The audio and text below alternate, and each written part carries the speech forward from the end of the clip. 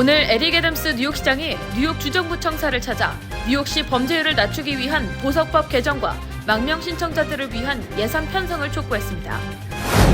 250만 미주 한인 등 전 세계 해외 한인들의 오랜 수건이었던 재외동포청 설립이 마침내 설립됩니다. 팬데믹 동안 지원됐던 차일드 텍스 크레딧 CTC가 종료되면서 전국의 약 400만 명의 아이들이 다시 빈곤층으로 분류된 것으로 나타났습니다.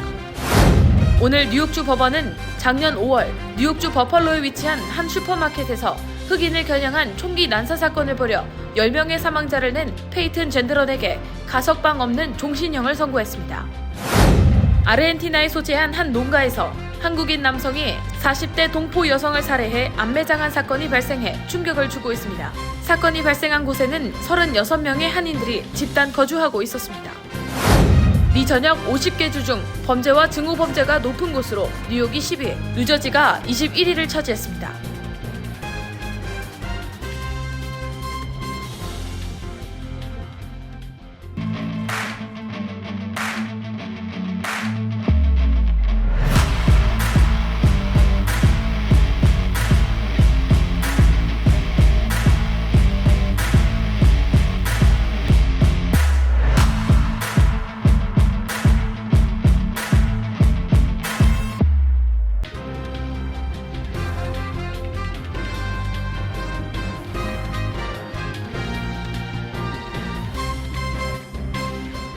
여러분 안녕하십니까?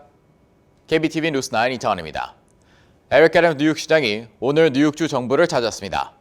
애덤스 시장은 범죄율을 낮추기 위해서는 반드시 보석법을 개정해야 한다고 촉구하는 한편 뉴욕시로 밀려드는 망명 신청자들을 위한 지원을 위해 예산을 확대 편성해 줄 것을 촉구했습니다.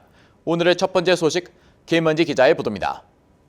오늘 뉴욕주 알바니에 위치한 주정부 청사를 찾은 에릭 애덤스 시장은 뉴욕 주정부의 변함없는 지원과 파트너십에 감사하다고 인사를 전했습니다.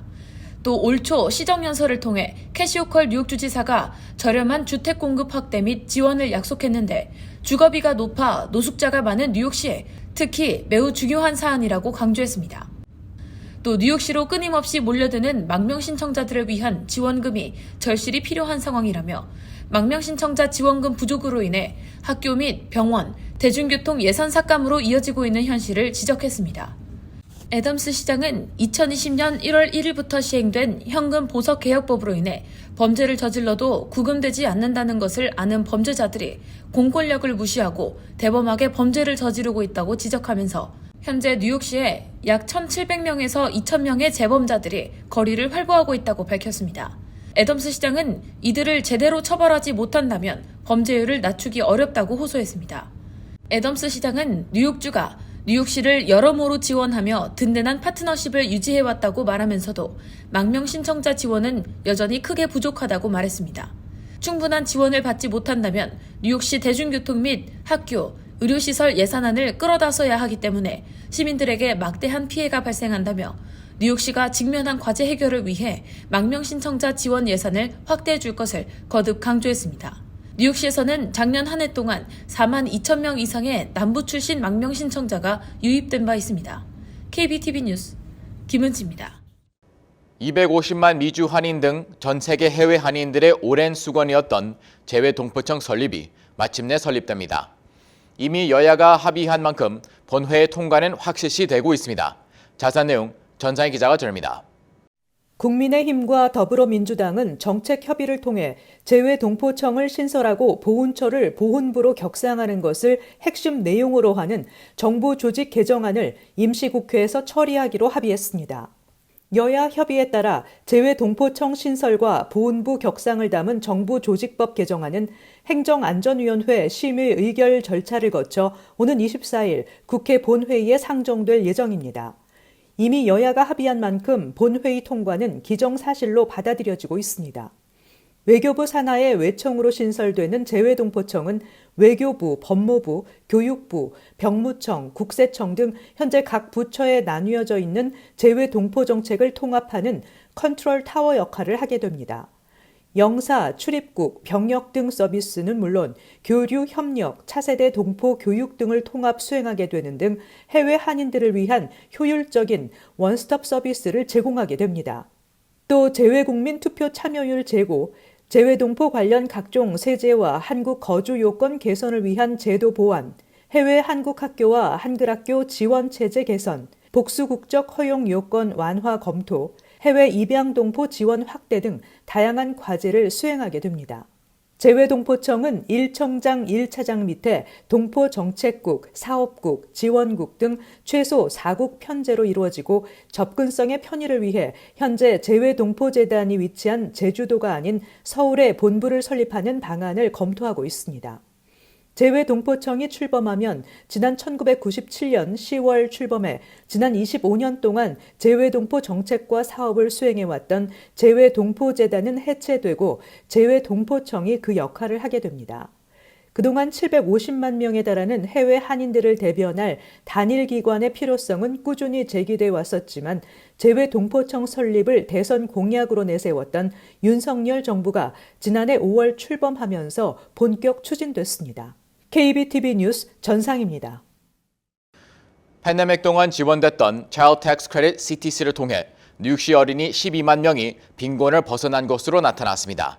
하지만 이 회가 미국이 팬데믹 위기에서 벗어나면서 CTC를 종료하겠다고 연장을 거부하면서 전국의 약 400만 명의 아이들이 다시 빈곤층으로 분류됐습니다. 전상 기자입니다.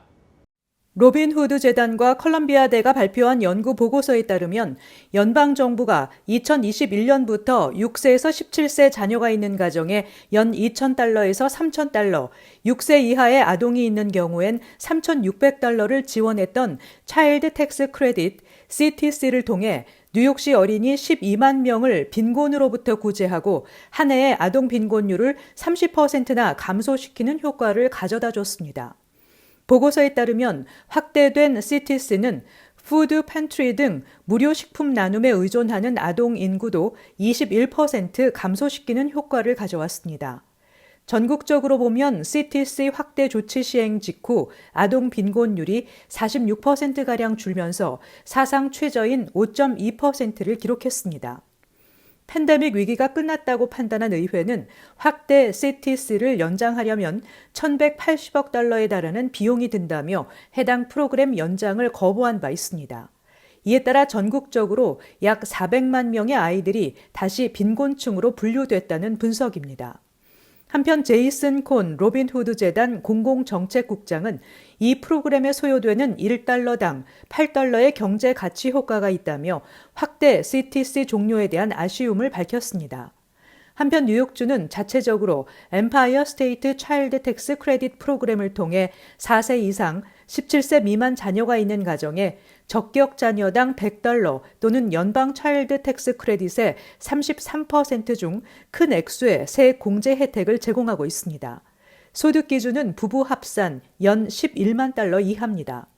로빈 후드 재단은 뉴욕주의 엠파이어 스테이트 차일드 텍스 크레딧 프로그램의 수혜 자격을 4세 미만 자녀가 있는 가정도 포함시켜 확대할 경우 빈곤 가정 5,000가구를 빈곤선 위로 끌어올릴 수 있다고 지적했습니다. KBTV 뉴스 전상입니다. 작년 5월 뉴욕주 버플로에 위치한 한 슈퍼마켓에서 흑인을 겨냥한 총기 난사 사건이 벌어져 미국뿐만 아니라 전 세계가 충격에 빠졌었는데요. 당시 총격을 일으켜 사망자만 무려 10명을 낸 백인 남성 페이튼 젠드리에게 법원은 가석방이 없는 종신형을 선고했습니다. 김은지 기자의 보도입니다. I am imposing the maximum determinate sentence. 뉴욕주 이리 카운티 법원이 버펄로 슈퍼마켓 총기 난사 사건을 일으킨 19세 페이튼 젠드런에게 가석방 없는 종신형을 선고했습니다. 젠드런은 1급 살인과 국내 테러 혐의로 기소됐습니다. 버펄로 슈퍼마켓 총격 사건으로 10명을 숨지게 하고 3명을 다치게 한 페이튼 젠드런은 범행 당시 흑인 등 유색인종이 백인들을 몰아내고 있다는 음모론을 믿고 있었으며 이로 인해 흑인들을 표적으로 삼고 끔찍한 범죄를 저질렀습니다. 그는 일부러 흑인 밀집 지역인 버펄로시를 찾았던 것으로 조사됐습니다. 실제로 슈퍼마켓 총격 피해자 13명 가운데 단 2명을 제외한 11명이 모두 흑인이었습니다. 기소장에 따르면 젠드런은 흑인만을 타깃으로 범행을 저지르려 했으며 당시 다리에 총을 맞은 백인 피해자에게는 미안하다는 말까지 전한 것으로 파악됩니다. 또 피해자들에게 총을 쏠 때마다 흑인이나 유색인들이 백인을 몰아내고 있다는 음모론 신봉자들이 즐겨 쓰는 구호를 외쳤던 것으로 전해졌습니다. 종신형 선고에 앞서 젠드런은 자신의 증오 범죄에 대해 사죄하는 내용의 성명서를 낭독했습니다. I'm very sorry for all the pain I forced the victims and their families to suffer through. I cannot express how much I regret all the decisions I made leading up to my actions on May 14th. I did a terrible thing that day. I shot and killed people because they were black. Looking back now, I can't believe I actually did it. I believed what I read online and acted out of hate. And now I can't take it back, and I don't want anyone to be inspired by me and what I did.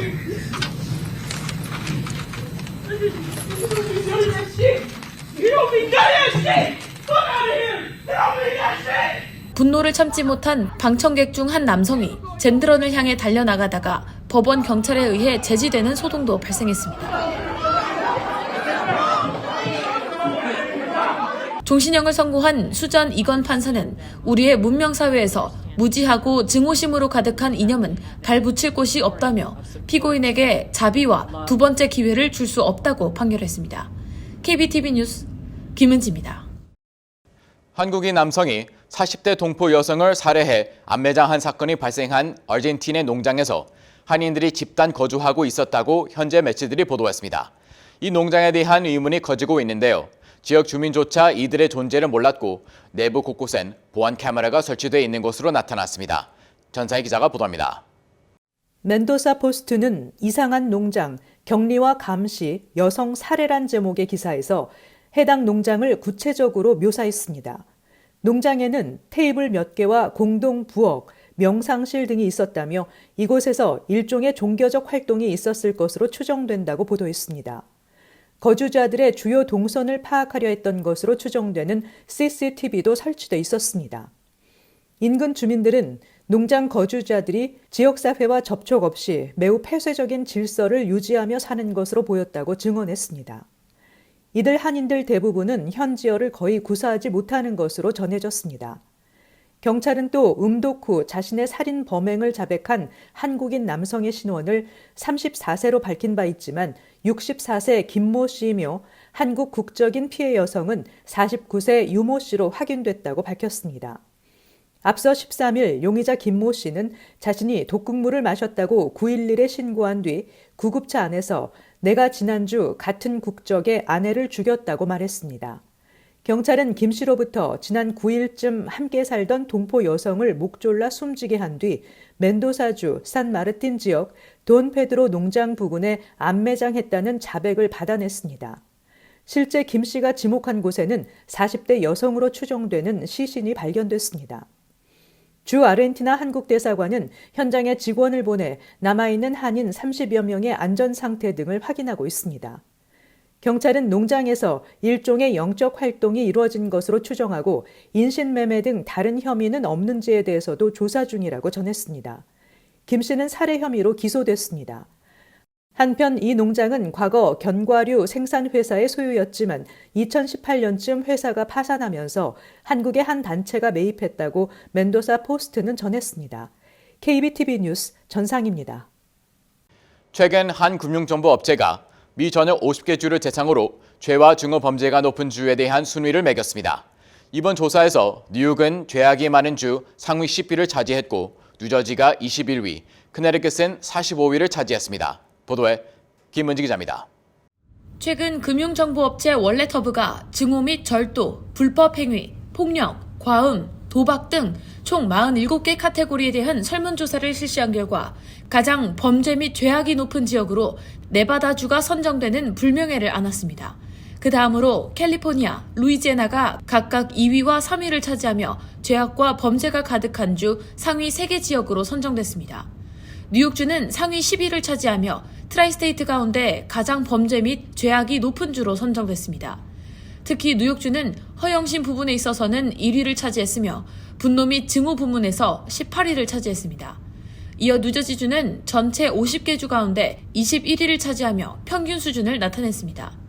뉴저지주의 허영심이 5위, 탐욕은 8위를 차지했지만 비행 등의 범죄에서는 최하위인 50위를 기록했습니다. 절도 범죄에서는 45위로 하위권을 차지했지만 도박 부문은 3위를 차지하며 도박 중독이 높은 주로 선정됐습니다. 커네티컷의 경우에는 범죄 및 죄악이 가장 낮은 주 가운데 하나로 선정됐으며 전체 순위 중 45위를 차지했습니다. 커네티컷은 특히 도박 중독 및 장애가 가장 낮은 주 3위로 선정됐으며 분노 및 증오에서 47위, 성인용 사이트 접속률이 가장 낮은 주로 선정됐습니다. 마약 문제가 가장 심각한 곳은 웨스트버지니아가 꼽혔고 도박 중독이 가장 심각한 곳은 네바다주가 선정됐습니다. 범죄 및 죄악이 가장 낮은 주 1위로는 와이오밍주가 선정됐으며 그 뒤를 이어 아이다호, 뉴햄프셔가 각각 2위와 3위를 차지했습니다. KBTV 뉴스 김은지입니다. 연방하원에 북미 이산가족 상봉을 지지하는 초당적 결의안이 제출됐습니다. 하원 외교위원회 산하 인도태평양 소위 위원장인 한국계 영킴 의원이 발의한 결의안은 한국전쟁으로 헤어진 한국계 미국인과 북한 현지 가족의 상봉을 지지하고 이를 적극적으로 추진하도록 미국과 북한 정부에 촉구하는 내용을 담았습니다. 이번 결의안에는 앤디 킴, 메릴린 스트리클런드, 미셸 박스틸 등 한국계 의원들이 빠짐없이 서명했고 민주당 소속 조시 굿하이머, 빌 포스터, 브래드 셔먼, 아미 베라 등 의원과 공화당 소속 브라이언 피츠패트릭, 아마타 레드 웨건 의원 등이 동참했습니다. 뉴저지 한인회와 뉴욕 총영사관은 상호 긴밀한 협력을 통해 뉴저지주 한인들이 민원 서비스를 편리하게 처리할 수 있도록 순회 영사 업무 서비스를 확대하기로 했습니다.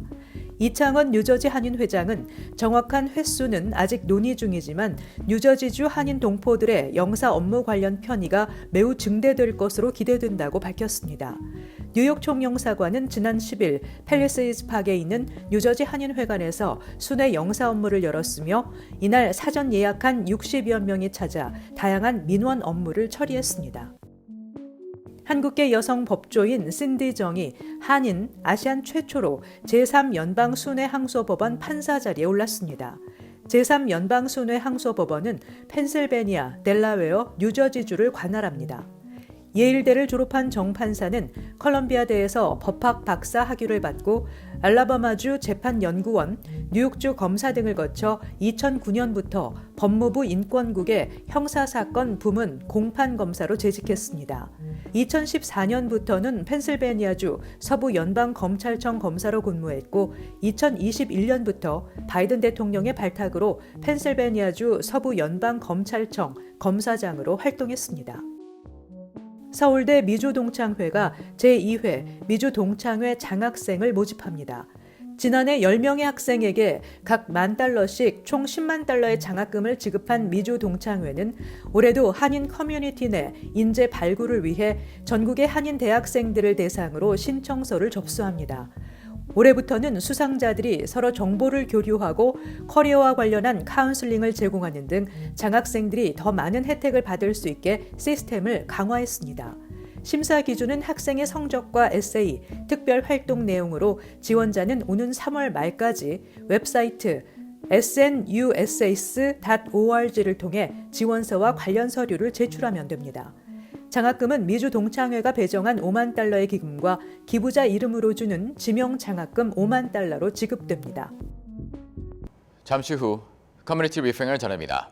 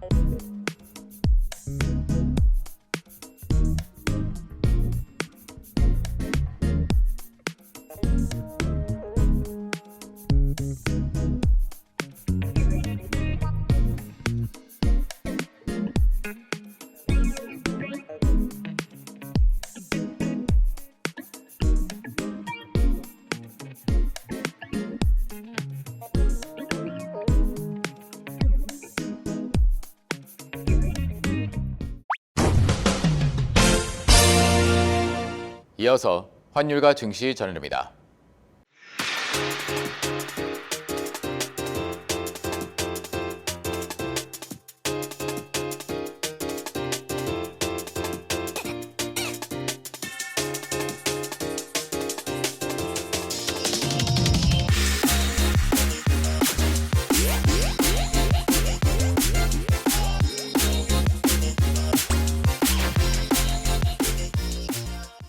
잠시 후 뉴욕과 뉴저지 날씨 전해드립니다.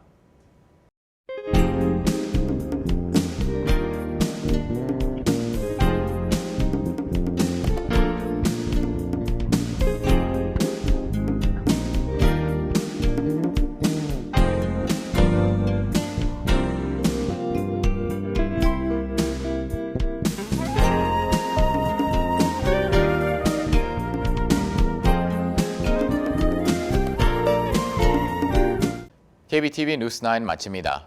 오늘도 시청해주셔서 감사합니다. 편안한 밤 보내시 바랍니다.